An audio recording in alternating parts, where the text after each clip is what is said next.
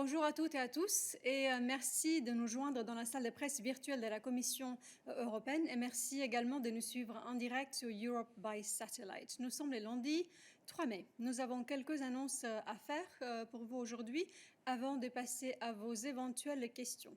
Et pour la première annonce, je vais donner la parole à Adalbert.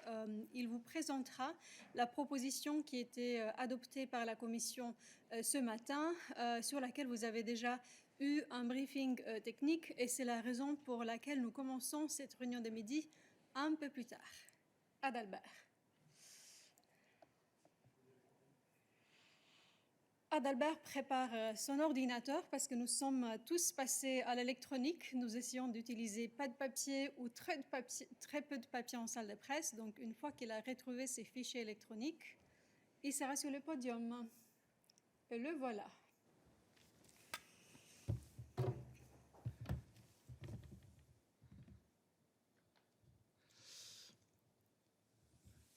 Voilà, merci beaucoup pour votre indulgence.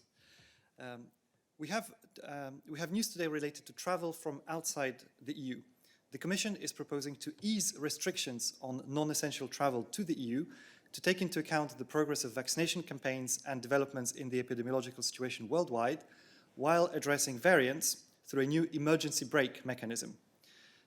Among the main changes, we propose to allow entry to the EU for non-essential reasons, not only for all persons coming from countries with a good epidemiological situation, but also for all people who have received the last recommended dose of an EU-authorized vaccine.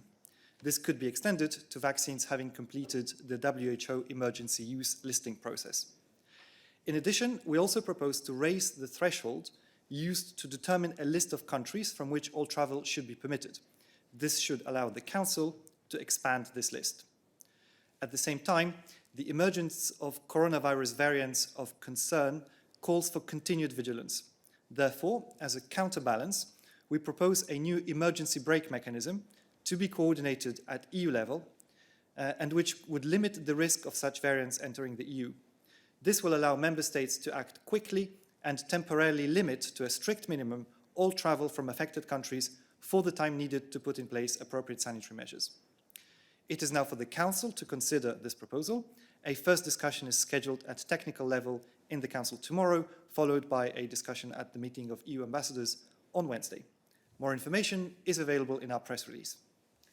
Thank you, Adalbert. And now allow me to give the floor to Vivian, who will connect from home, and she will deliver you some good news on the LIFE program. Vivian, are you there? Thank you very much, Dana. Donc, bon après-midi. Nous saluons la décision du Parlement européen de vendredi où ils ont officiellement approuvé l'accord avec les États membres sur le programme LIFE, qui nous permettra d'investir 5,4 milliards d'euros dans des projets climatiques et environnementaux au cours de ces prochaines années. Le programme LIFE fait partie des programmes de financement de l'Union européenne pour lesquels la Commission a proposé l'augmentation proportionnelle la plus importante pour la période 2021-2027. Ce programme contribuera à opérer la transition nécessaire vers une économie propre, circulaire, économe en énergie, à faible émission de carbone et résilient au climat, afin de protéger et d'améliorer la qualité de l'environnement et d'arrêter et inverser la perte de la biodiversité. Merci. Merci beaucoup, Vivian. And to close today's announcements, allow me to remind you that today is World Press Freedom Day. This is your day. And we would like to honor your hard work and the work of journalists all around the world.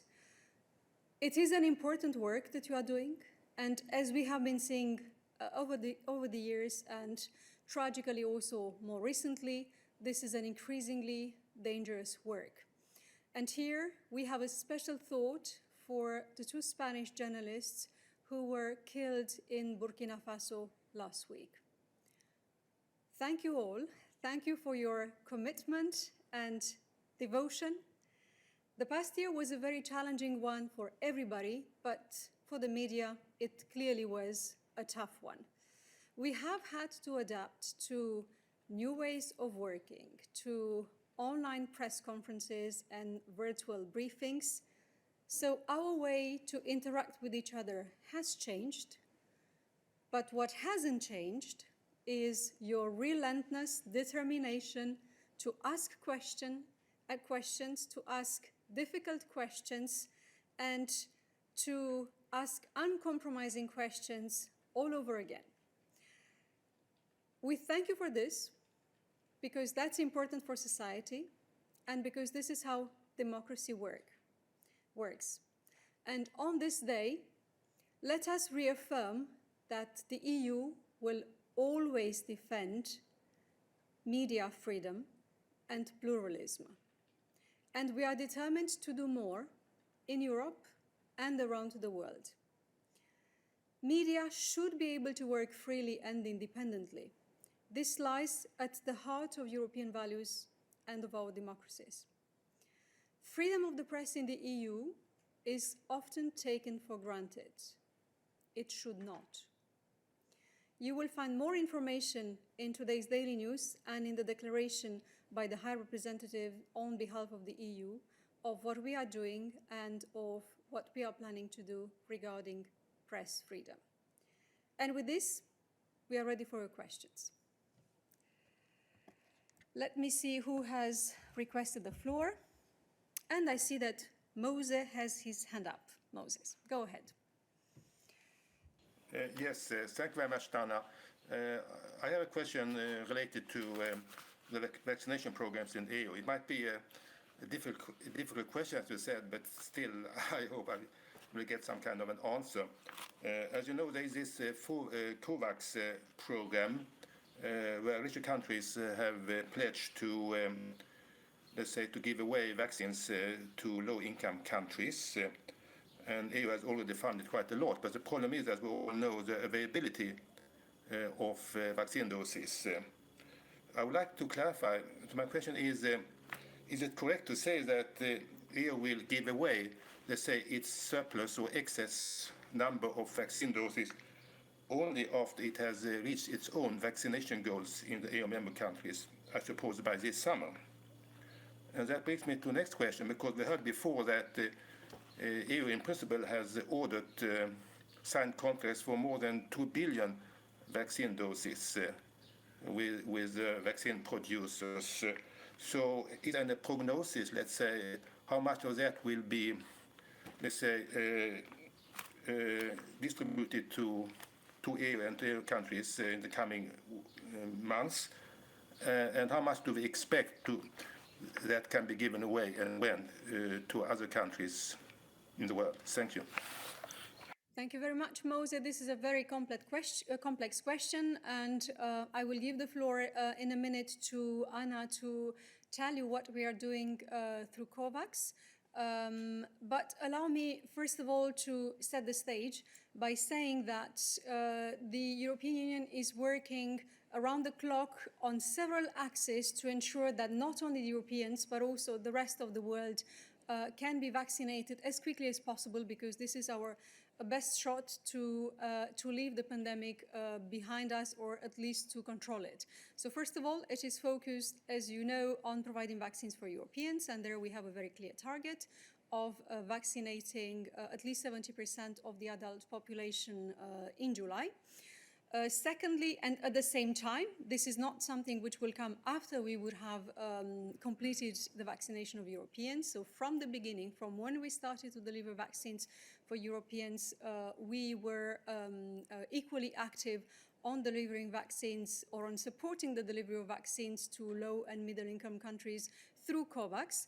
And thirdly, we also have bilateral donations with our partners and neighbors and with countries in need. So it's not that one has priority over the other. We are fully focused on vaccinating the Europeans, and at the same time, in parallel, we are working to help vaccinate the lower and middle income countries through the various mechanisms that I mentioned, in particular COVAX.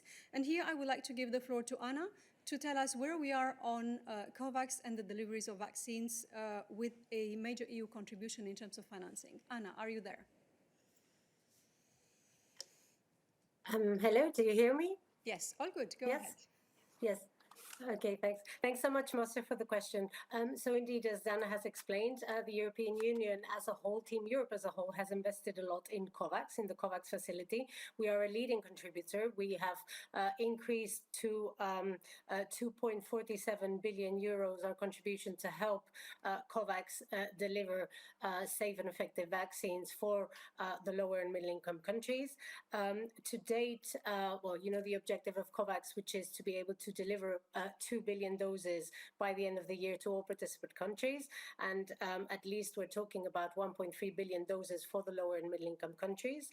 To date, we see that COVAX deliveries are picking up speed, thanks also to this Team Europe effort. We have over 49 million doses that have been delivered already to 121 countries by COVAX to date.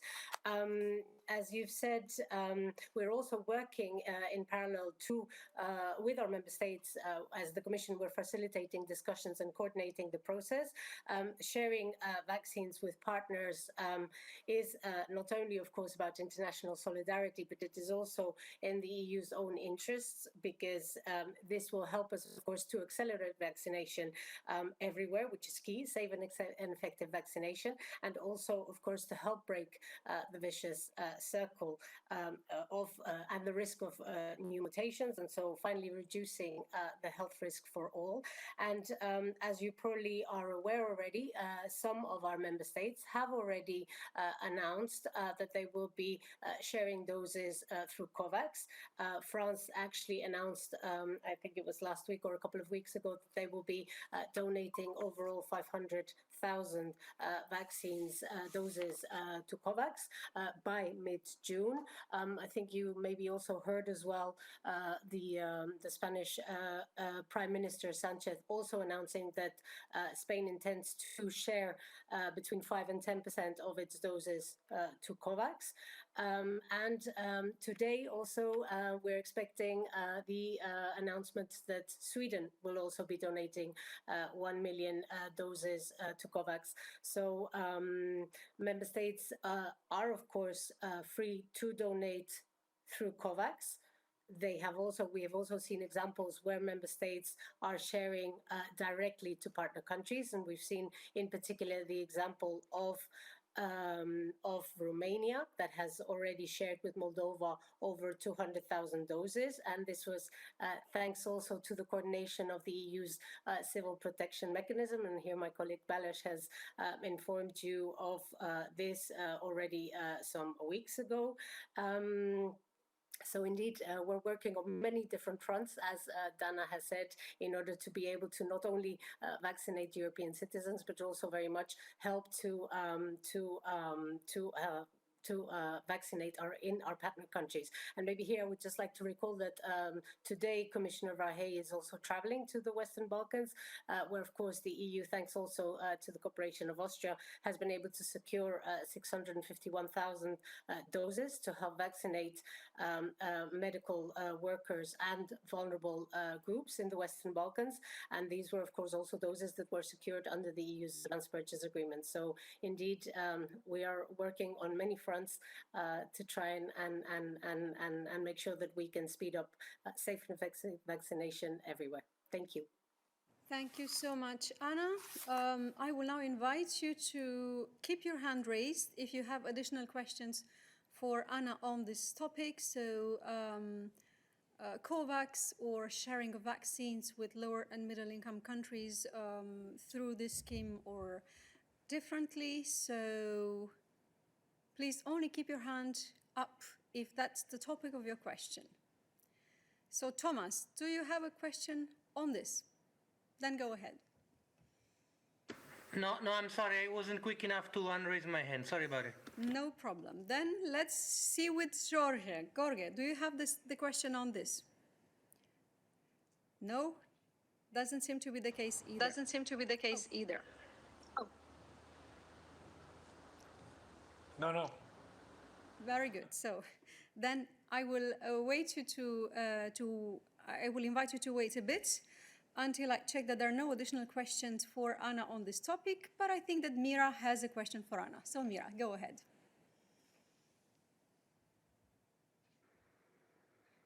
Do you hear me? No. Yes, we can hear you. Go ahead, Mira. Yes, we can hear you. Go ahead, Okay, Mira. thank you. Hi, Dana. Hi, Anna. I'm wondering if the European Commission is planning something special for Brazil. Last week in the European Parliament, there was a common appeal to do something extra with the European civil mechanism. Are you planning something like that? Thank you.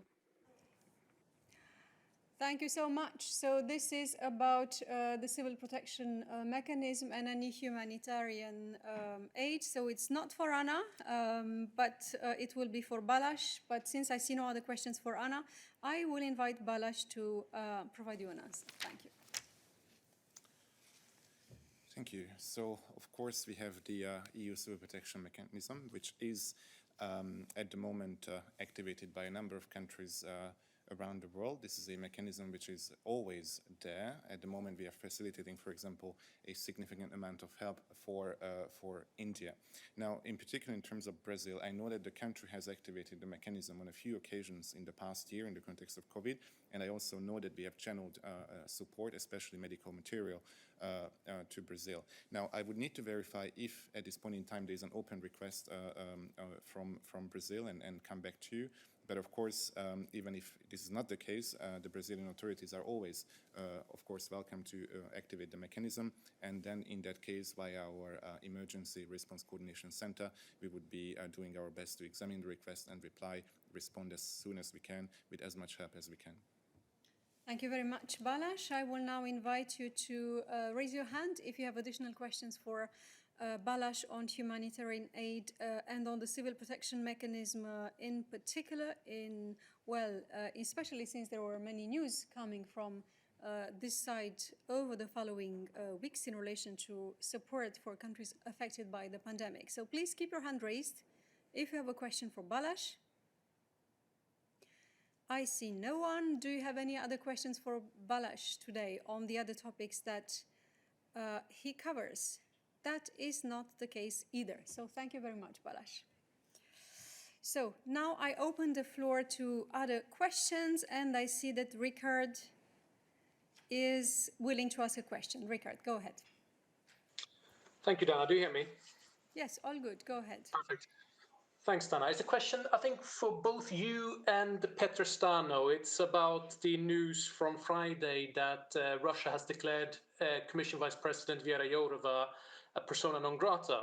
And I just wonder, has the European Commission, either via Mrs. von der Leyen or Mr. Borrell, received any explanations from Moscow why she's sanctioned? Secondly, will Mrs. von der Leyen or Mr. Borrell summon the Russian EU ambassador? And thirdly, perhaps more for the foreign policy side, I know we've talked about this before, but will Mr. Borrell, in conjunction with the Belgian government, I presume, look at limiting the number of Russian diplomats accredited to EU institutions? Thank you. Thank you very much for the question, Ricard. I will give the floor to Peter, who will connect to provide the answer. But just allow me to recall you, you have surely seen it, but President von der Leyen reacted very rapidly to the news that Russia has basically decided to ban 8 EU nationals from entering its territory, including a member of the college, Vice President Jourova, as you say.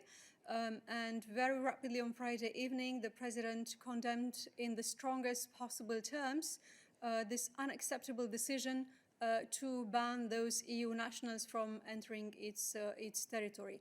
Allow me to give the floor to Peter to provide you a more complete picture on what we are doing. Thank you and good afternoon. And let me add that basically the 3 presidents of EU institutions, as well as 27 EU member states, were very clear in their reaction that we consider this decision by the Russian Federation as lacking any legal justification and being groundless. So, of course, I mean, when you are asking about explanations, we got the formal notification, but there is no legal explanation whatsoever of such an action, because as until now the Russian decisions in this regard, all these counter sanctions, are obviously very politically motivated and lack any legal justification. They are groundless. That's one point. The second point is the Russian ambassador has been summoned. He should be received in the afternoon by the Secretary General of the European Commission and of the European External Action Service, where we will convey to him a strong condemnation and rejection of this decision. And on the third issue, the discussions are going among the member states, not only after the Friday's decision, but also already from before, after what Russia did to individual member states, most recently to Czech Republic and other countries, when it comes to expulsion, disproportionate and unjustified expulsion of diplomats. This all shows that Russia is determined to continue the hostile track of confrontations, and the EU will be reacting to it. Discussions are ongoing. The High Representative and the EU institutions, as we have said many times, we prefer united response, and we are working on the united response. We are coordinating with member states. The issue will be discussed at the forthcoming or upcoming Foreign Affairs Council next Monday. So the discussions are ongoing among the member states, among the capitals at various levels, and we will see what will be the best way and the most effective way to react to all the actions from Russia over the recent weeks and months. Thank you so much, Peter. I will now invite you to ask additional questions to Peter on this topic, on Russia, if you have. So please only keep your hand raised if you want to ask about this topic at this point in time. Griselda, I think you want to ask about this. Go ahead.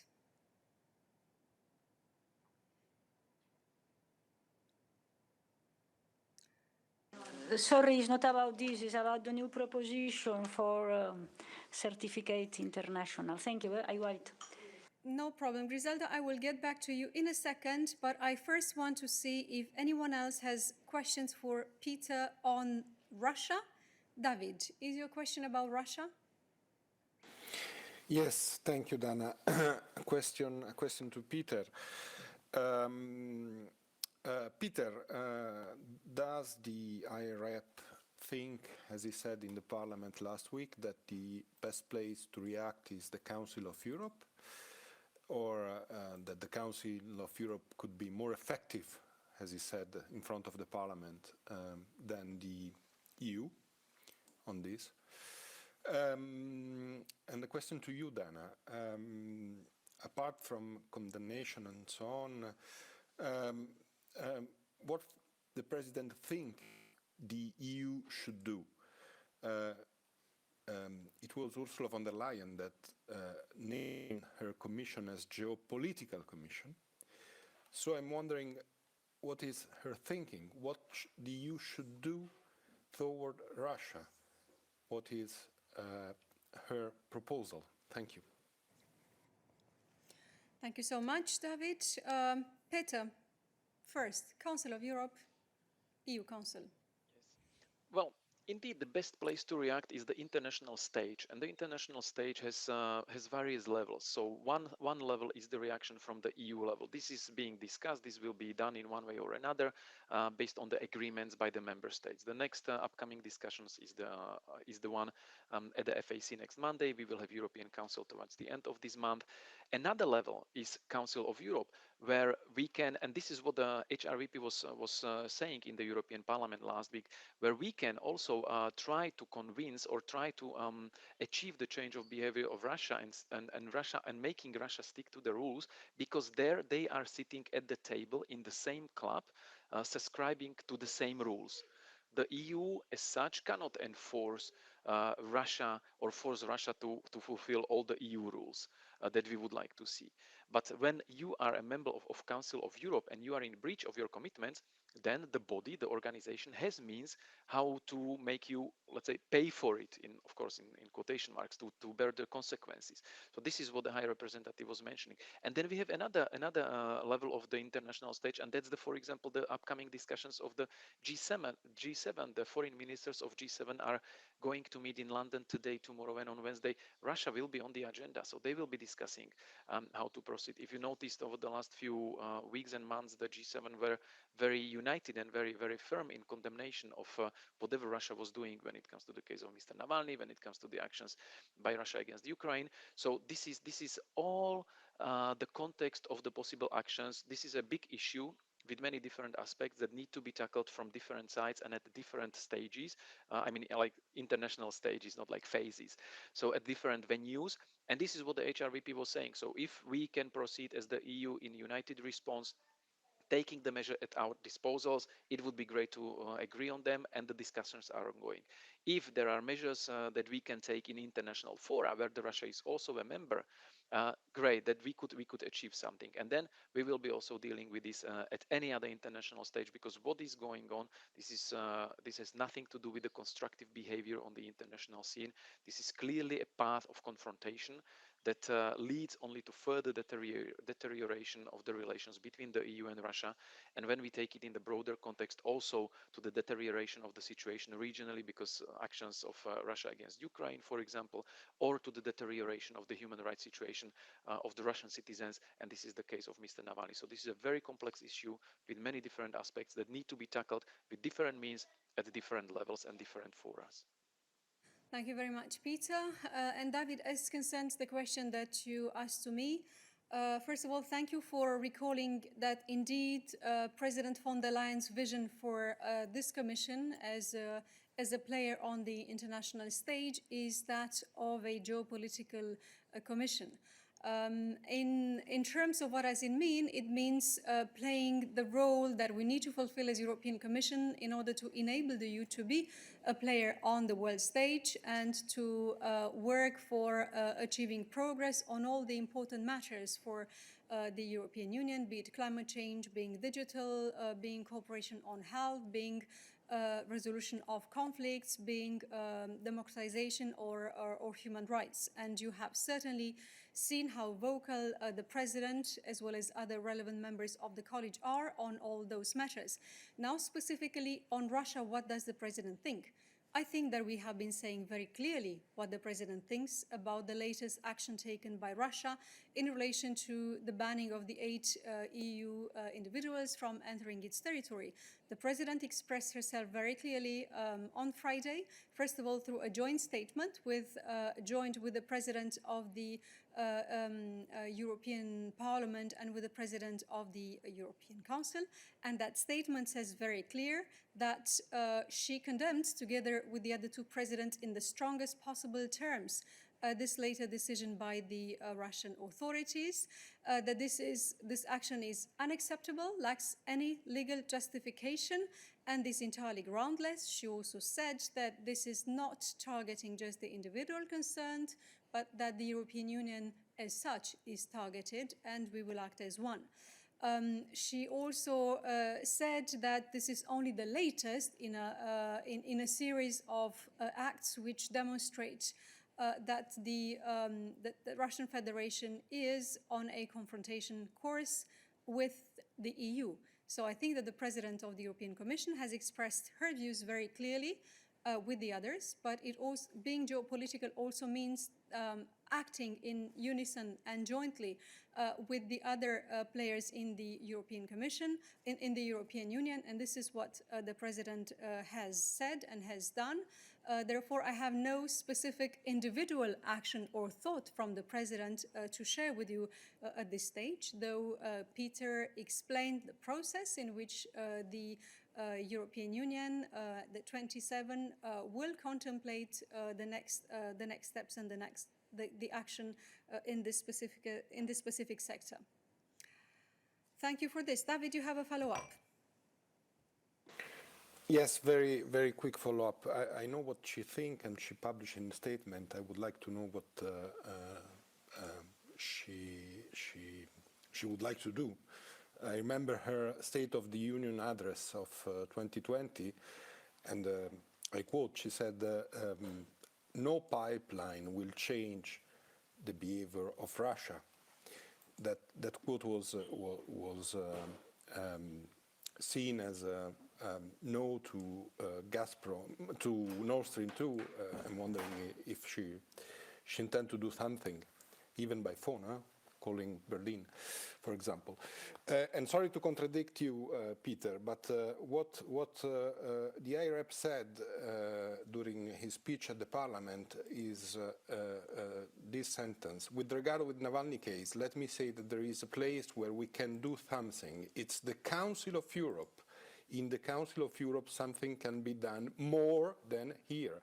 I'm wondering if we still think that the Council of Europe has more power to do something on Russia than the EU.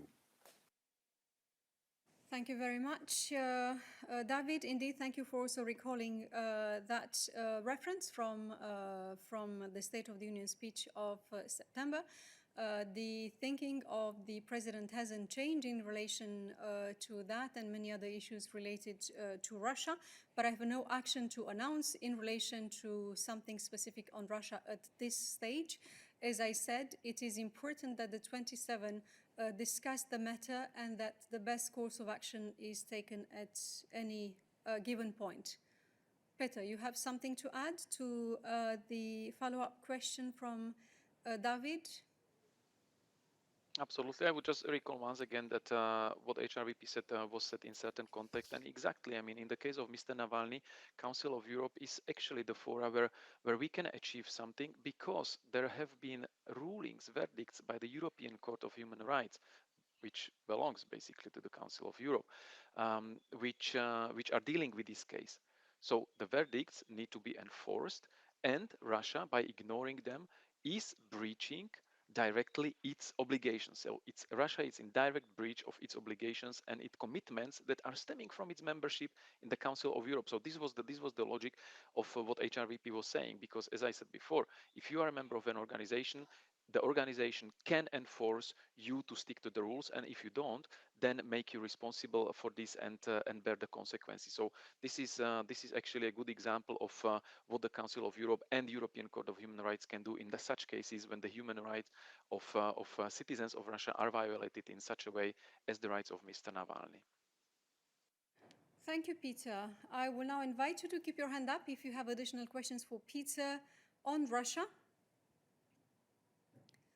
That doesn't seem to be the case. So in this case, I will give the floor to Griselda, who has waited patiently for several minutes. Griselda, go ahead.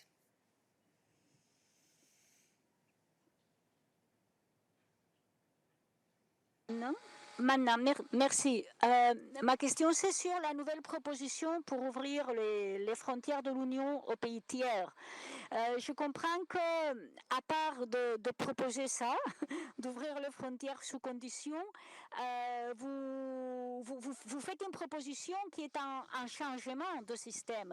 Et j'aimerais savoir pourquoi. Si vous pouvez nous dire pourquoi c'est nécessaire de le faire comme ça et en combien de temps vous aimeriez avoir un accord avec les gouvernements.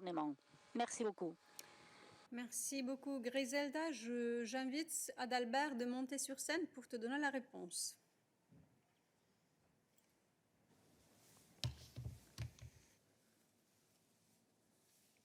Rebonjour Griselda, merci pour cette question. Si je la comprends bien, il s'agit de clarifier pourquoi la Commission a décidé non seulement de proposer d'ouvrir les voyages non essentiels à destination de l'Union européenne pour certaines catégories de voyageurs, mais aussi d'instaurer un système de frein d'urgence, comme on l'a dit dans notre communiqué de presse.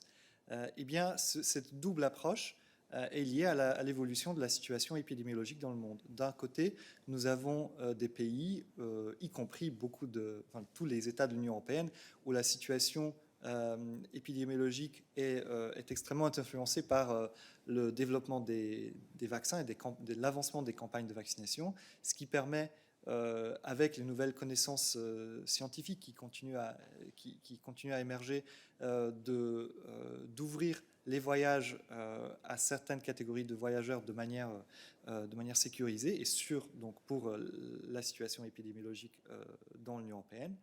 Mais d'un autre côté, nous avons aussi l'émergence des variants du virus qui posent de vrais problèmes et qui pourraient potentiellement mettre à mal justement l'avancement de notre campagne de vaccination et l'effet sur la santé de nos citoyens et aussi pour l'effort de contrôler le virus partout dans le monde. Et c'est pour cette raison-là que que nous avons aussi proposé ce système de frein d'urgence, donc une possibilité de suspendre très rapidement, mais de manière coordonnée au niveau européen, quasiment tous les voyages en provenance d'un certain nombre de pays qui sont affectés par ces variants, tout en gardant évidemment la situation à l'œil et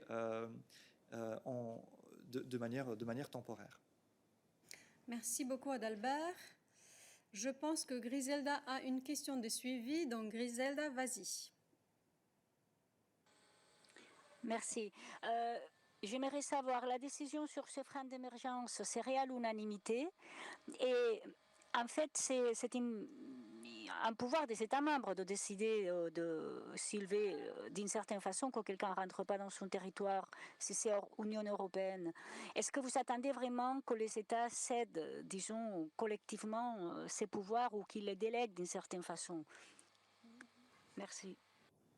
Merci Griselda. Alors, nous nous situons actuellement, en ce qui concerne la restriction actuellement en vigueur, dans le cadre d'une recommandation du Conseil.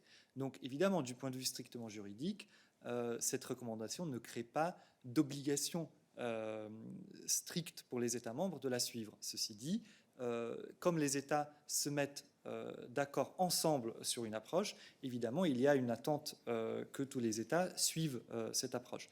Et c'est exactement la même chose pour ce qui est de ce système de frein d'urgence. L'effet juridique de ce frein d'urgence, s'il est appliqué, est évidemment lié au statut de recommandation de cet instrument juridique qui est utilisé. Donc il s'agit là aussi d'une recommandation. Ceci dit, comme tu le sais, le but de toute cette opération est d'avoir une approche coordonnée où les États membres eux-mêmes se mettent d'accord sur la démarche à suivre. Ensuite, en ce qui concerne la règle de prise de décision dans ce cadre-ci, ce n'est pas quelque chose qui est précisé dans notre recommandation. Il s'agit d'une prise de décision de manière coordonnée et en étroite coopération avec la Commission. Ceci dit, ce serait ensuite au Conseil de voir de quelle manière exactement cette coordination aura lieu. Merci beaucoup Adalbert. Je vous invite désormais à garder votre main levée si vous avez d'autres questions pour Adalbert à ce sujet. So please only keep your hand up if you have a question for Adalbert on this very topic. Shona, I think that's what you have in mind.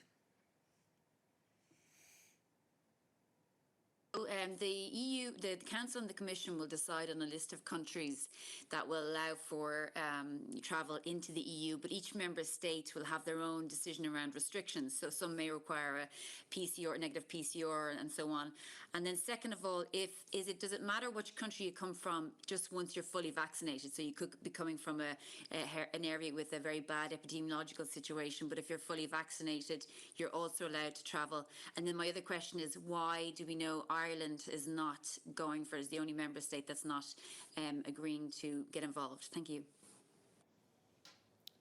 Thank you very much. So to take your questions one by one, regarding maybe to start with the issue of vaccination status of anyone coming in, this is the idea. So the idea of the recommendation is that somebody who has received the recommended doses of an EU authorized vaccines 14 days in advance of arrival into the EU should not be subject to the travel restrictions, so should be able to come into the EU if they satisfy all the other conditions. This could also be extended by the member states to vaccines that have completed the WHO emergency listing. This is subject to two important caveats. One is that when we apply this emergency brake to a certain country, then the idea of this is that the variants of concern or of interest might not be completely subject to the effect of the vaccines in the same way as the variants that we know, and therefore even vaccinated persons would be subject to the travel restriction coming from these countries subject to this emergency break. That's one caveat. And the other caveat is that, as you were saying in the first leg of your question, member states remain able and in fact encouraged to continue to have health-related measures that apply to travelers in order to make sure that travel takes place in fully safe conditions. And therefore, they also remain free to apply such measures to vaccinated travelers. And then the last question about, I believe it was about the list of countries and how... Sorry? Ireland. Oh, sorry, Ireland. I apologize. Yes, of course, Ireland.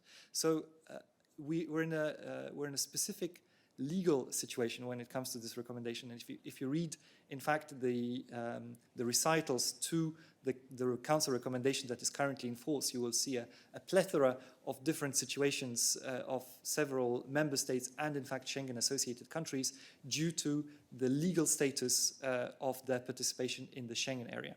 And it so happens that Ireland is a member state that is not part of the Schengen area, nor does it apply any part of the Schengen acquis.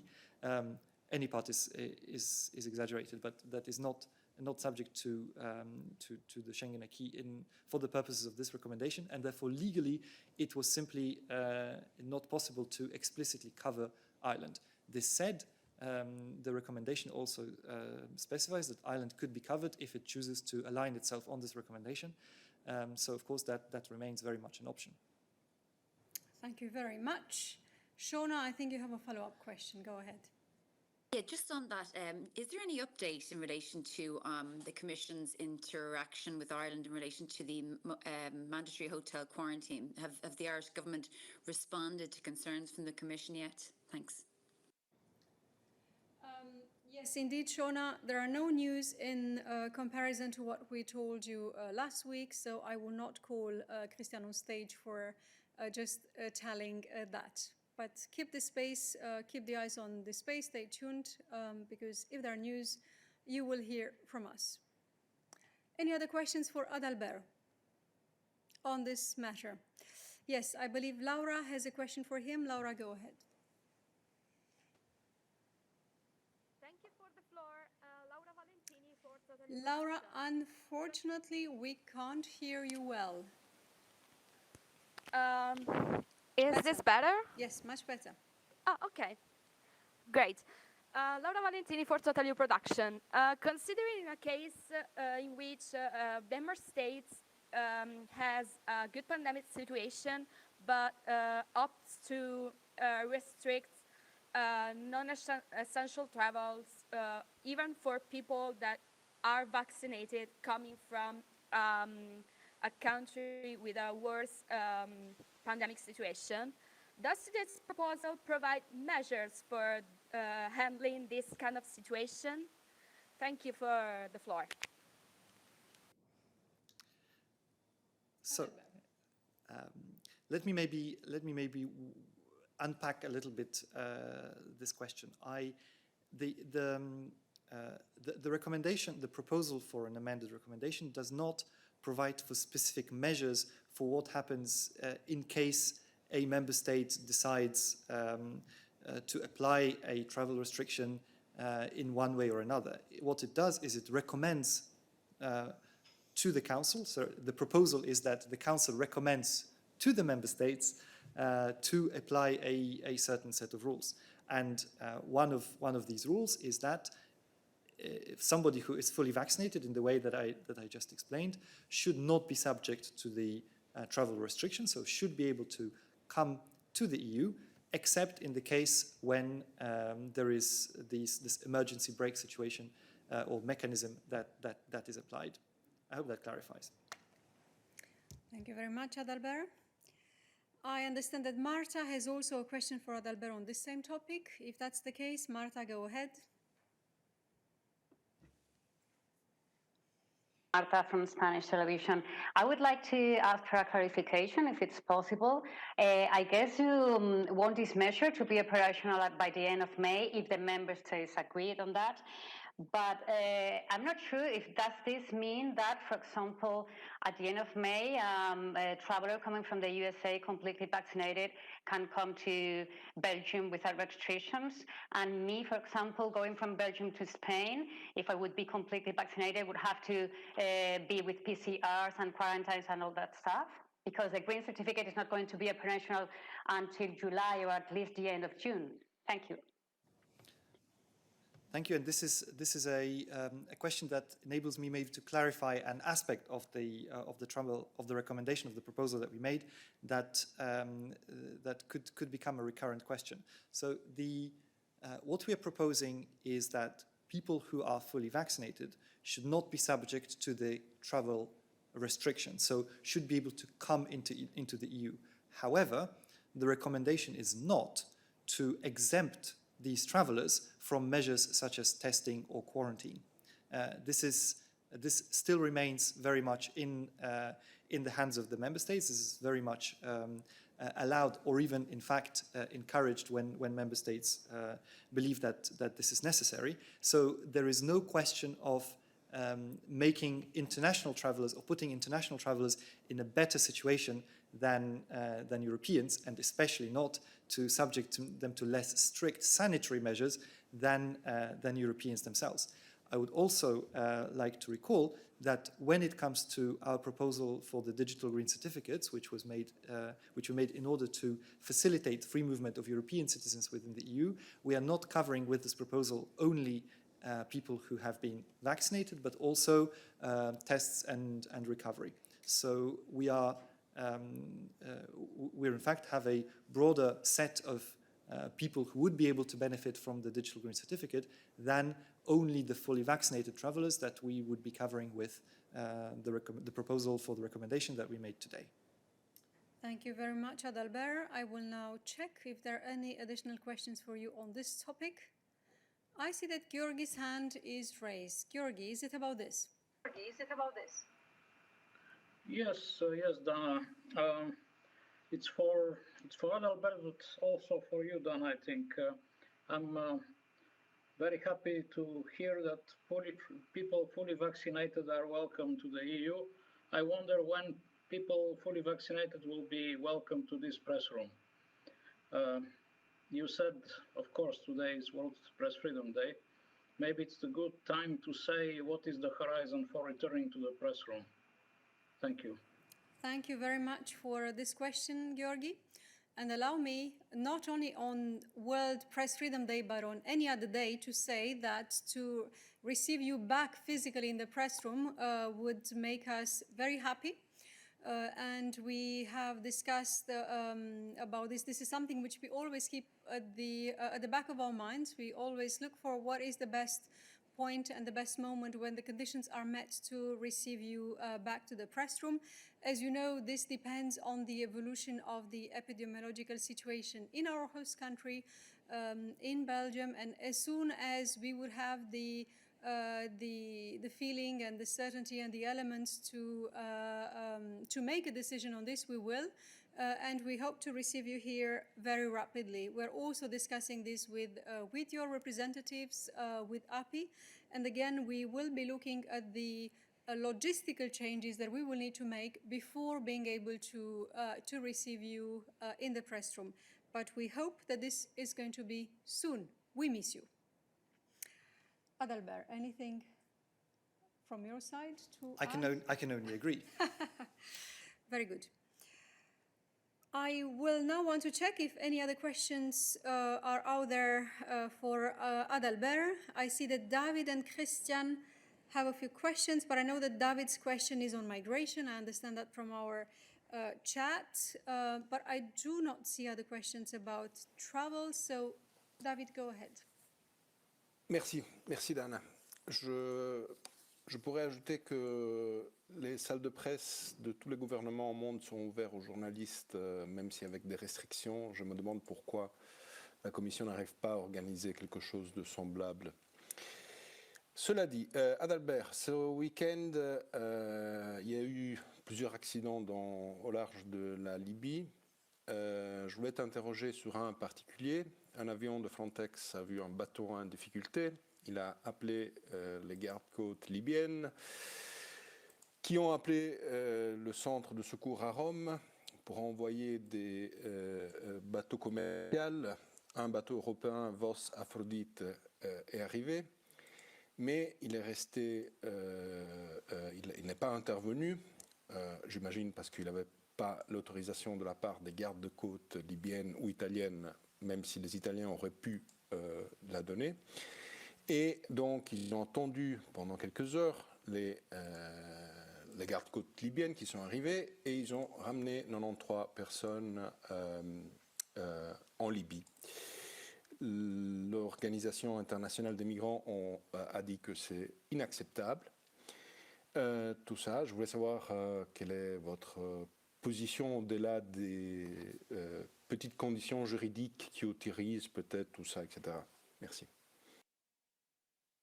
Merci David. Je vais commencer pour vraiment mettre les choses au clair par rappeler le cadre dans lequel toutes ces questions sont traitées.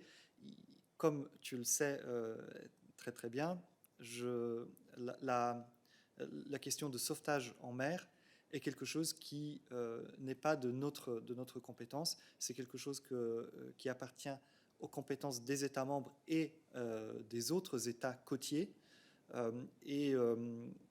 La Commission n'a pas sur place, ne peut pas recevoir d'informations de ce qui se passe d'une minute à l'autre sur le terrain, et donc n'est pas en position, en mesure de savoir exactement ce qui se passe sur le terrain, et a fortiori, nous n'avons pas la compétence juridique d'indiquer aux États membres comment agir. C'est quelque chose qui est régi par le droit international de la mer et qui appartient ensuite, qu'il appartient à chaque État membre de respecter. Pour cette situation-là en particulier, je dois dire que je n'ai pas d'informations précises sur cet incident. Si tu me le permets, je demanderai aux collègues, en particulier à Frontex, qui, comme tu l'as indiqué, semble avoir été sur place, de nous donner des informations supplémentaires et éventuellement de revenir vers toi si nous avons des commentaires particuliers à fournir. Merci beaucoup, Adalbert. Est-ce qu'il y a d'autres questions pour Adalbert à ce sujet, la migration? Ce n'est pas le cas, donc merci beaucoup, Adalbert. Et je redonne la parole maintenant à Jorge, who was very up on the list. I called his name before, but it was the wrong subject. So, Jorge, go ahead. Go ahead. Hi, Dana. Thank you very much. I have a few questions on the Recovery and Resilience Facility, the recovery plan, sorry. So it's specifically on the Spanish plan. I see that Spain included all the reform and investment proposals, but I was a bit surprised to see that it didn't include the milestones from now onwards. Which it's an element that has been very important during the negotiations and will be crucial to see how and when the reforms will be implemented. So my question is, first, if it's up to member states to decide whether they include or not in the documents that they publish the milestones. Secondly, if there are other member states that have made public the milestones so far. And if I may ask a third question, given the importance of that you gave to the communication in the recovery plans and the involvement of other stakeholders, would you recommend member states to communicate these milestones, even if you will press them to do it? Thank you. Thank you so much, Jorge. I will give the floor to Marta, who will duly connect in order to provide you an answer on the... Yes, we see you in the wrong format. It seems for the like moment, I have a problem Marta. with my camera. Both on the Spanish one... Yes, we can hear you, Marta. Let's give it another try. Let's see which format we have now. I'm not sure if you hear me, unfortunately. We can hear you. Marta, we can hear you. Okay, so indeed, I can see that Communication is established, although unfortunately I don't hear the press room anymore, but I assume that everything is in order. Thank you very much. Jorge, thank you for your question. On the publication of the plans, so as you have seen, we have indeed received a number of recovery and resilience plans submitted officially last Friday, on which we have published our press release. When possible, we have included in our press release the link to the national websites where the recovery and resilience plans have been published by the member states themselves. So this is something that we do basically for each and every plan received. We also have on our website dedicated to the recovery and resilience facility all the links to the national web pages where those plans are published. Of course, in our dialogue with member states, we have encouraged all member states to publish the submitted plans to the Commission. But let me stress that it's indeed up to the member states to decide what they publish on the website. So again, we have encouraged everyone to publish all the information submitted to the Commission, but it's really up to the member states themselves to decide what they publish. Thank you. We will continue encouraging them to do so. I think that Jorge has a follow-up question. Go ahead, Jorge. Yes, thank you, Dana. Of course, I mean, I didn't have the opportunity to check all the 13 member states that have submitted the national plans. I know that some of them didn't publish milestones as well, but could you tell me if any member state have published these milestones, so I could a bit compare what is the situation or what other member states have done, even if, yeah, that's it. Marta, can you help there? Thank you, Jorge. I'm not unfortunately in a position to give you a very detailed overview of what has been published or not. I really invite you to check on our website the links we have provided to what member states have submitted. And again, it's really up to them to decide what they make publish or not. And we have encouraged them, as I said, to publish what as much as possible and what have been submitted to the Commission. Thank you.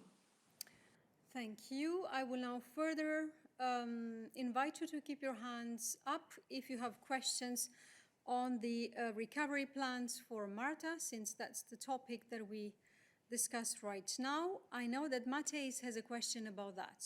So go ahead. Yeah, good afternoon. The first question is, have you encouraged member states to publish the plans in English as well, which would make it a bit easier for me to understand what is in the Italian plans, for example, or the Spanish plans. Another question is, so far the appetite to take up the loans from the RRF seems to be low, and I was wondering what is the deadline for applying for loans. I think it's August 23, but I just want to be sure. And if the loan parts are not being taken up by the member states, is it possible to change the allocation, the predetermined allocation for this loan part, so that other countries who are interested in loans could take up more than originally the plan was? Thanks.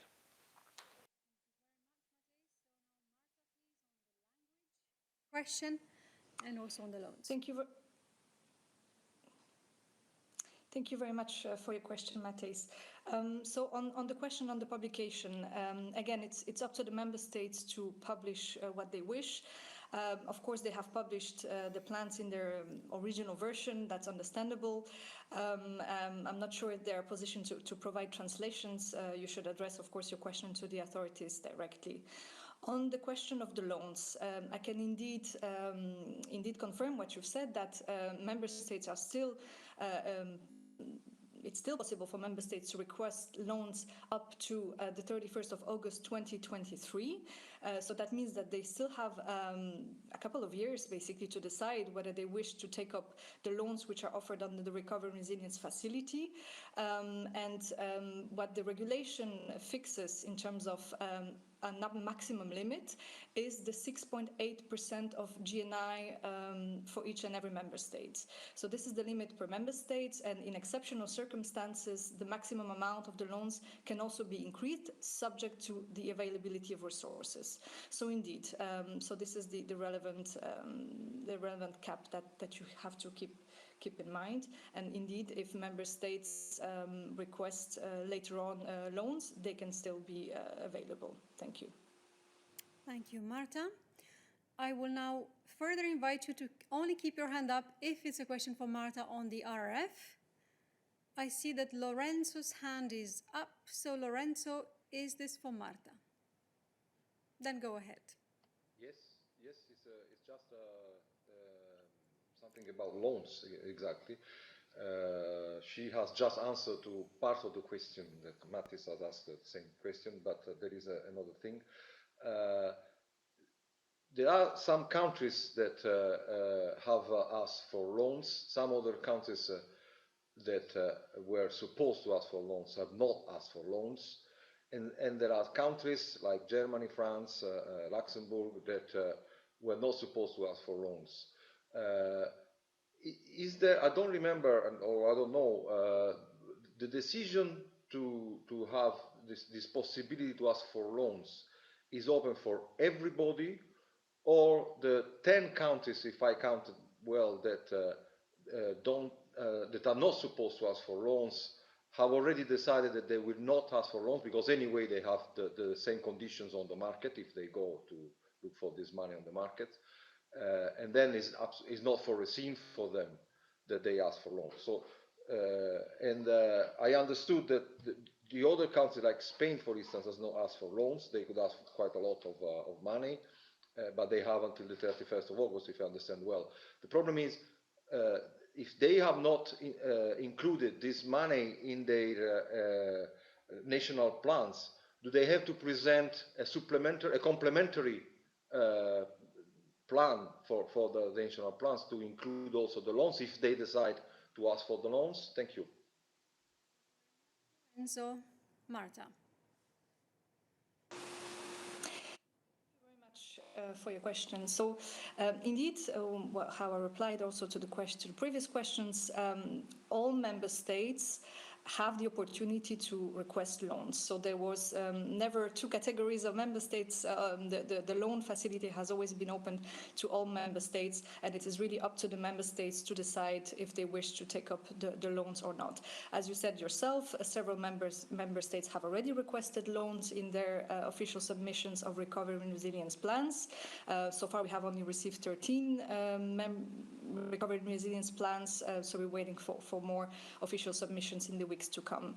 As I also said, the countries can still request loans until 31st of August 2023 if they haven't done so in their initial recovery resilience plans. Of course, a further request for loans will have to be accompanied by a revised recovery and resilience plan, which will have to include additional measures as well as milestones and targets. Because, of course, the request for a loan would need to basically be justified why a higher financing need is requested, and what kind of reforms and investments would be financed by the loan. So when such a plan is submitted, the Commission will perform a new assessment of the plan, and the Council will need to approve the related Council implementing decision. Thank you. Thank you very much, Marta. So now I will ask you once more to only keep your hand up if you have a question for Marta. Je vois que Christian a sa main levée. Je me demande si c'est pour Marta parce que je sais qu'il a d'autres sujets qu'il aimerait aborder. Non, il a enlevé sa main. Donc, Enrique, do you have a question for Marta on the RRF? Because your hand is up. No, no longer. Oh, so apparently your hand is still up, but you don't have the right source for your mic, so we cannot get you. We cannot get your question. So let's give a few seconds to Enrique. But still no luck. So we can try to get back to you a bit later, and then I will give the floor to Christian, who has been waiting for a long time. Christian.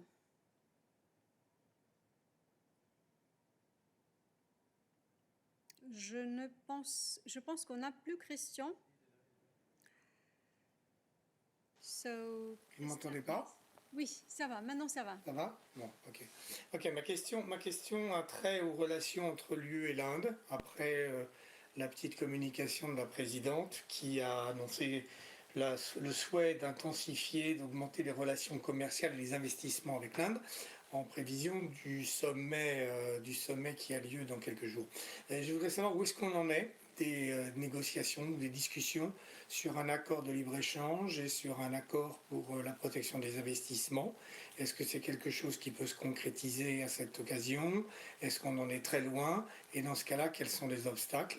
Et juste une petite réflexion, Dana, pour la réouverture de la salle de presse, si jamais vous devez attendre que tous les journalistes soient vaccinés avec 2 injections, à mon avis, c'est pas avant le mois de septembre, vu que mon deuxième rendez-vous a lieu à la mi-juillet. Donc tu vois qu'on arrive en plein dans les vacances, donc il faudra trouver autre chose. Merci. Merci beaucoup, Christian. Et crois-moi, nous y pensons tous les jours et nous essayons de trouver des solutions logistiques qui conviennent à tout le monde parce que finalement, c'est en fait c'est votre propre sécurité qui est en jeu et la nôtre. Nous ne voulons pas que cette salle de presse soit un foyer de contamination, mais nous voulons que ce soit un foyer de contamination intellectuelle avec de bonnes idées et avec beaucoup de discussions qui puissent avoir lieu ici, comme c'est toujours le cas traditionnellement avec notre chère salle de presse du Berlaymont. Pour la première question, je vais donner la parole à Myriam, si elle est connectée, de te faire un peu le background, l'historique de où on est avec les discussions avec l'Inde. Mais en ce qui concerne le sommet qui aura lieu à la fin de la semaine, le sommet virtuel qui aura lieu à la fin de la semaine avec l'Inde, permets-moi de te dire que l'agenda est toujours en discussion, comme tu le sais, parce que nous avons tweeté et tu t'y réfères. La présidente a eu ce matin une discussion par téléphone avec le Premier ministre Narendra Modi pour justement préparer ces sommets. D'abord, ils se sont entretenus au sujet de la situation épidémiologique en Chine, qui est, comme tu le sais, problématique et où l'Union européenne, Team Europe, est très active. Nous avons apporté tous les soutiens dont nous étions capables pour aider l'Inde à faire face à cette situation très, très difficile, aiguë, acute. Et deuxièmement, il y a eu aussi une discussion en préparation des autres sujets possibles qui pourraient figurer à l'agenda. Mais voilà, maintenant je donne la parole à Myriam, si elle est là, pour répondre sur Oui, je suis ici. les discussions sur le commerce. Oui, merci. En effet, la semaine passée, le 29 avril, le vice-président exécutif de la Commission européenne, M. Dombrovskis, s'est réuni par vidéoconférence avec le ministre indien du Commerce et de l'Industrie, M. Sri Piyush Goyal. C'était le 2e dialogue à haut niveau suite au premier dialogue qui avait eu lieu au mois de février. Et les 2 parties, ils ont confirmé l'échange positif qu'il y avait eu au niveau des commerces et l'investissement depuis le premier dialogue. Et l'Inde a aussi exprimé son gratitude pour la coopération et l'appui de l'Union européenne pour l'Inde dans le cadre de la pandémie. En ce qui concerne le commerce et l'investissement, ils ont parlé des sujets d'intérêt commun comme la coopération réglementaire, les questions d'accès au marché et aussi la réforme de l'OMC.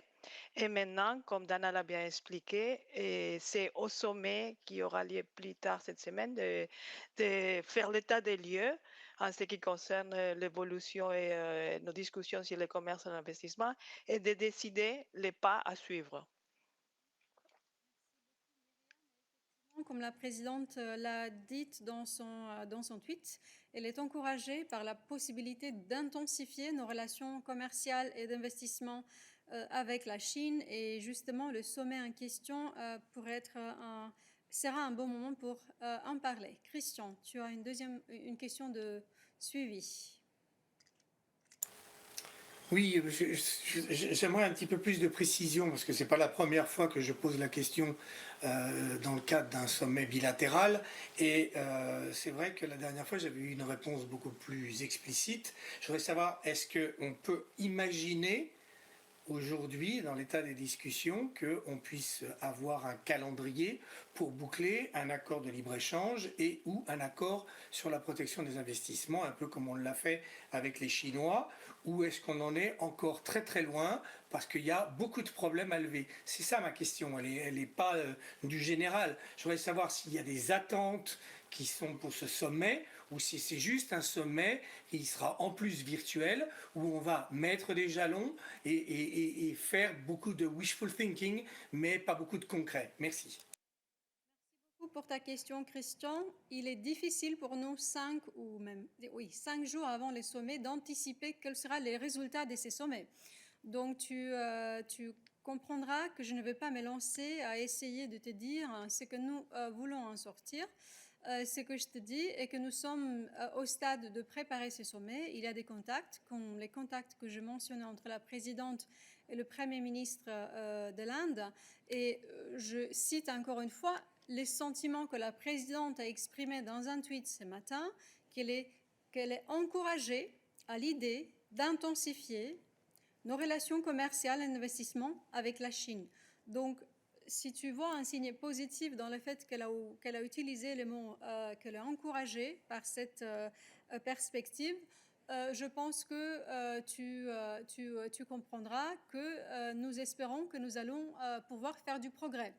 Mais il ne sera pas approprié d'essayer d'anticiper aujourd'hui quels seront les résultats de ces discussions qui auront lieu virtuellement dans 5 jours.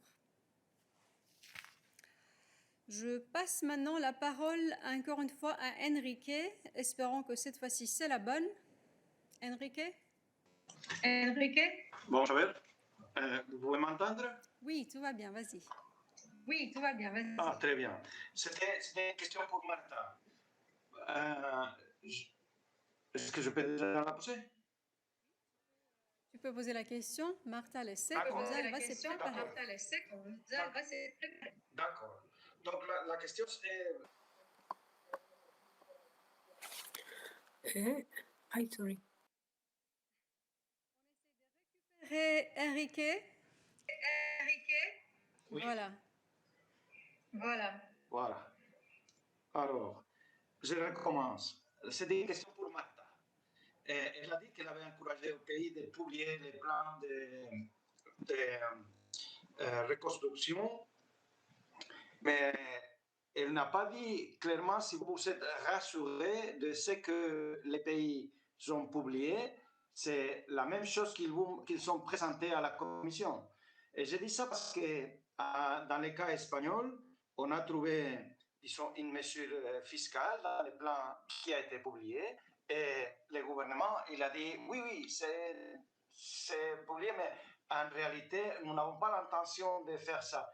Donc, je vois qu'il y a une divergence. Je ne sais pas si on peut être sûr de que ce qui a été publié, c'est la même chose qu'ils sont présentés. Voilà, c'est ça.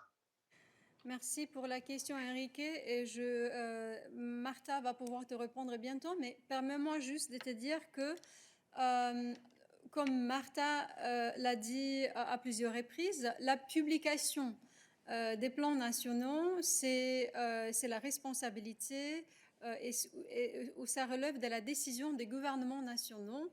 Nous les encourageons fortement de s'engager dans cet exercice de transparence et de les publier, mais nous ne pouvons pas faire plus que cela.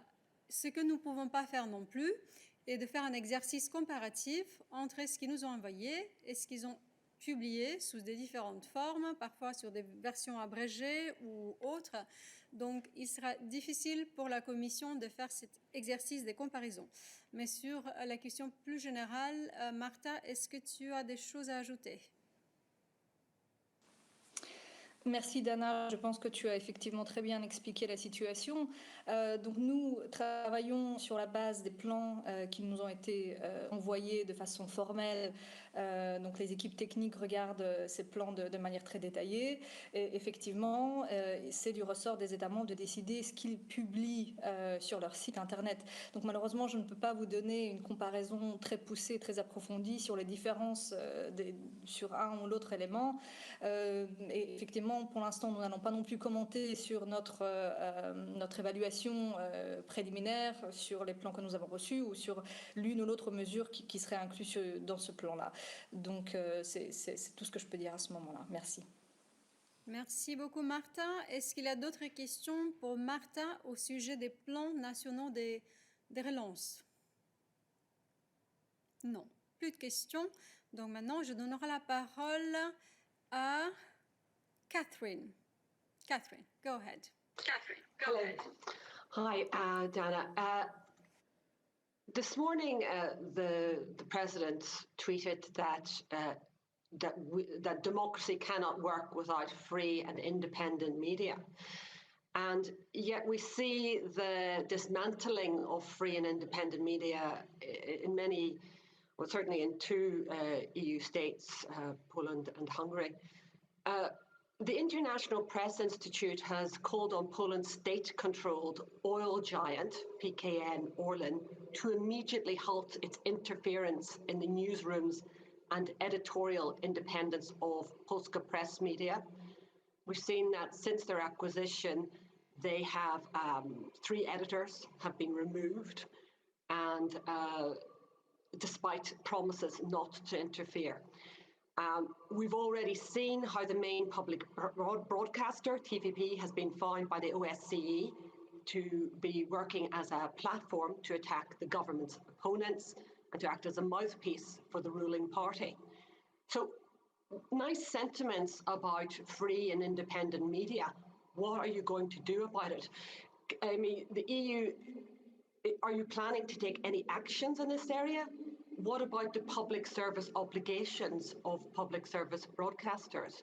Why is DG Competition continuing to sit on its hands? And I see that the Vice President Jourova has said this morning that new rules may be needed in a field of competition. Can you say if what you're doing in this field, are you doing any preparations to improve the rules? And why are the current rules so inadequate? So much, Catherine, for your question. This question is valid every day.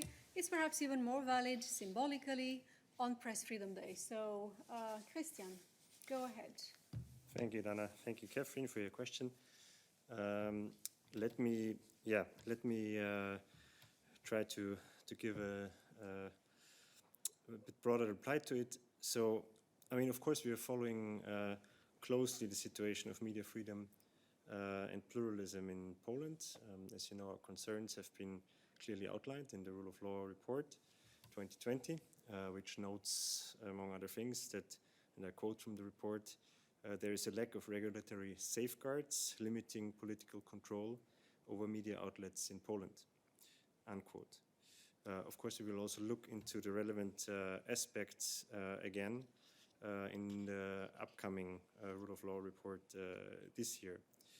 I mean, we've been very clear that we attach great importance to media freedom and pluralism, that it is important that journalists hold governments accountable, and we count, of course, on all member states to contribute to the effort to strengthen media freedom and pluralism, to have the right checks and balances in place, and to support the media sector while respecting its independence. On the concrete question regarding this acquisition, I mean, I can only remind that we take note of the decision of a regional court in Warsaw to grant interim measures requested by the Polish Ombudsman regarding the acquisition of Polska Press by PKN Orlen. And we will closely follow further developments in this case. I think this is the latest I can say on this. And look, I mean, I'm not going to now comment on comments of the Vice President. She can speak very clearly on this topic for herself and has just done a little press point on this issue specifically. So I'm not gonna further comment on this. I can just once more remind that we are very determined in this area, that there's also more action planned and coming. Part of this has been announced in the European Democracy Action Plan. we will come forward with a recommendation on safety for journalists. Later this year, we're working on an initiative to fight abusive litigation against journalists and rights defenders. And we have also put forward a series of actions to support the media sector as part of the Media and Audiovisual Action Plan, and are looking at next steps to further widen and strengthen its toolbox to protect media freedom and pluralism. So we are working on many fronts on this issue, and we will continue to do so. And this will continue being a matter which is at the top of our agenda and among our highest priorities. Any additional questions to Christian, since he joined me on stage today? David, is your question for Christian? If so, go ahead. Oui, est-ce que j'ai bien compris que la vice-présidente Jourova a fait un point de presse sur ça, en ce moment? Ou il n'y a pas longtemps? Je pense que tu peux voir ça sur EBS, si je ne me trompe pas. Elle a dit quelques mots sur le sujet aujourd'hui. Okay. C'est tout ce que nous savons là-dessus. Donc, vérifie EBS pour voir de quoi il s'agit. Merci beaucoup, Christian. Any additional questions for Christian today?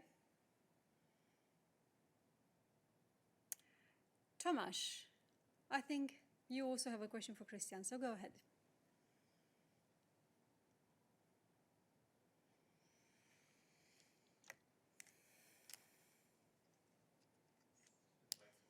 So apparently you need to do something with your mic source. There you go. We see you now. We hear you. No, we can't hear you. Sorry.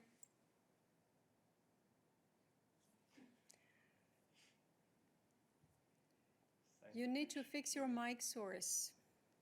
We try again.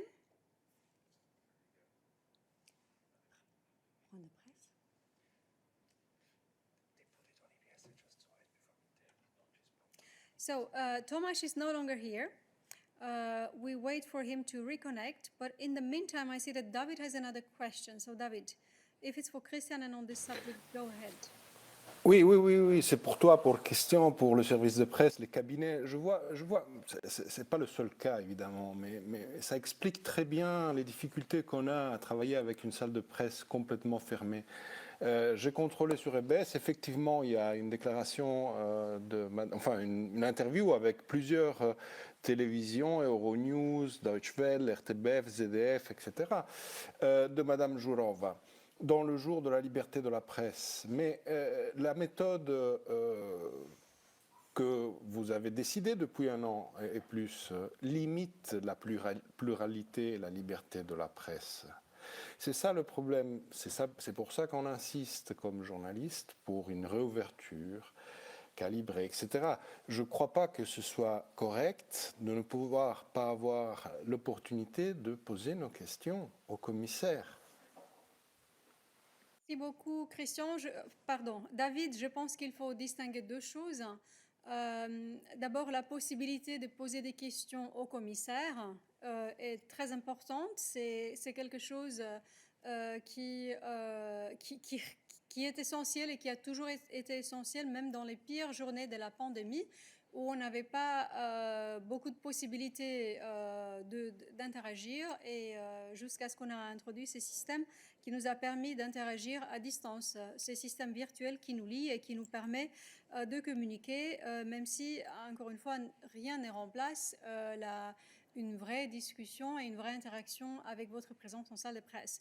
Donc, nous travaillons à ce que les conditions soient remplies pour une rouverture de la salle de presse physique, parce que la salle de presse est ouverte, mais de manière virtuelle. Mais cela n'empêche qu'il y a des occasions pour vous, pour les journalistes, de nous poser des questions. C'est ce que vous faites tous les jours avec nous, le porte-parole, et c'est ce que vous faites assez souvent avec les membres, les niveaux politiques de la Commission, avec les membres du collège. Nous organisons dans une semaine typique plusieurs conférences de presse ou des college readouts où vous rencontrez des commissaires et vous leur posez les questions. Donc, il ne faut pas dire que le fait que la salle de presse ne soit pas accessible physiquement à des journalistes pour l'instant, ce qui est malheureusement le cas. Cela ne veut pas dire que vous ne pouvez pas poser des questions aux membres du collège. Donc j'espère que j'ai clarifié ce point-ci. Ce qui est la question spécifique de ces points de presse dont je n'étais pas au courant, qui était en fait, on nous clarifie au fur et à mesure une interview qui était mise sur IBS. Je ne pense pas que Christian ait plus de détails à t'apporter, mais effectivement, c'était une interaction avec un groupe de journalistes, je comprends, de la vice-présidente. Est-ce qu'il y a d'autres questions pour Christian à ce sujet? So, Tomasz, is your question about this? Because now you seem to be back. So we can try to give you the floor once more. But that is, thank you, but it is on Poland, but on environment, not for Christian. So if I... Then we wait a bit just to see, because I suspect Catherine's question is on press-related issues. And if that's the case, Catherine, go ahead. Yes, I'm just wondering why the Vice President couldn't come to the press room to make any statement if she was taking questions from journalists. And it does, you know, it's a one thing to say that, you know, you have a sort of an open and equal approach to all outlets, but if you only invite certain ones to certain interviews, then it is a little bit discriminatory, and the easy way around that would be to hold any sort of briefing in the press room where anybody can ask questions. Anything to add about this? Look, I don't have much to add about this. I think the Vice President is quite often accessible, but I will for sure take that message on board, that maybe there is even a wish to have more access for her. Okay. Christian will pass on the message. Thank you so much. I will now give the floor to Tomasz. Thank you again. I have the question regarding the coal mine Turów. So it's regarding the Polish decision, the Polish government's decision, which last week has extended the mining concession for this coal mine in Turów, despite of litigation between Poland and Czech Republic in the ECJ regarding this mine, despite some complaints lodged from Germany regarding the same place, and also infringement procedures regarding some directives which should be applied to these decisions. So my question is whether the European Commission is planning any steps as it comes to this Polish government's license decision of last week, and whether it could have any impact, for example, on eligibility of this region as it comes to Just Transition Fund. Thank you. Thank you, Tomasz, for your question. I feel this is a question for Vivian. Let's see if Vivian is connected and if we have anything to say to that. Yes, there she is. Yes, hi. Thanks a lot, Dana, and thanks, Thomas, for the question. So indeed, on the Commission side, we're aware of the extension of the Turów mine until 2044, and we are closely following this situation with concern. At the same time, we are also waiting the ongoing litigation at the European Court of Justice. So there are two aspects. One is just to remind you what you were saying, referring to the infringement procedure on our side. Indeed, we issued a reasoned opinion in December, I believe, where we said that Polish authorities have incorrectly applied the different provisions of the Environmental Impact Assessment Directive, of the Access to Information Directive, as well as the principle of loyal cooperation enshrined in Article 4 of the Treaty on the Functioning of the European Union. We have also, following the complaint by the Czech authorities, we have on the Commission side done what is the role of the Commission in that, bringing together the Czechia and bringing together Czechia and Poland and trying to find a friendly settlement. We have been informed that this has not been reached, and therefore there has been this referral to the court of Poland by Czechia. Now, when it comes to the Just Transition Fund, then of course the final decision on this financing from what will be eligible, which regions in member states will be eligible for the Just Transition Fund. This is something that is a Commission decision, and it will be taken based on the territorial Just Transition plans, which are to be submitted by the member states. With Poland, our discussions are currently ongoing on the priority regions and the actions which are to be done there. What is important there to note is that as the Just Transition Fund regulation says, that the fund will only support activities that are directly linked to the specific objective of enabling regions and people to address the social, economic and environmental impacts of the transition towards a climate neutral economy, meaning that our aim there is to support those regions which are taking steps to moving away from the carbon economy.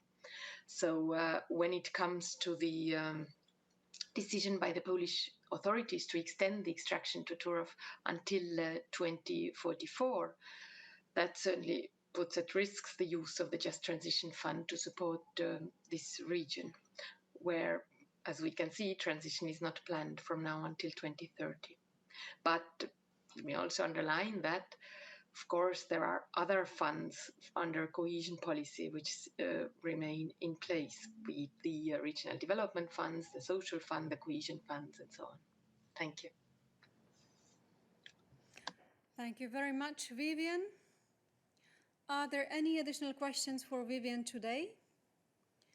That doesn't seem to be the case. Are there any other questions for us today on other topics? Yes. Hans has a question. Hans, go ahead. Hans, go ahead. Yes, hello, it's Hans von Brichert from Politico. I have a question on enlargement. There have been some proposals being made that Albania should now basically go first, and that an intergovernmental conference on moving forward accession talks with Albania should be started in June. Potentially separately from Northern Macedonia, which might be blocked a bit longer due to the Bulgaria issue. I would just like to know whether the Commission sees any possibility to move forward with Albania in June, or whether you share the view that was also expressed by the German Foreign Minister this morning that Albania and Northern Macedonia should not be split up, but should be kept together. And in that sense, second question would be whether you see any chance that both countries could move forward with an intergovernmental conference in June. Thank you. Hans, this is a question for Anna. I hope she's still connected. Hi, many thanks, Hans, for the question. What I can tell you is what the Commission has been saying already for a long time now, that we look forward to holding the first IGC conferences with both Albania and North Macedonia as soon as possible. And this is the position that is very clear from the Commission's side. You know that for this to happen, the Council needs to agree on the negotiating frameworks, which the Commission already put forth its proposal a while ago, and this is where we are. So the Commission looks forward to the Presidency convening the first intergovernmental conference as soon as possible with both countries. Thank you. Thank you so much, Anna. Are there any additional questions for Anna or for anyone else for us today?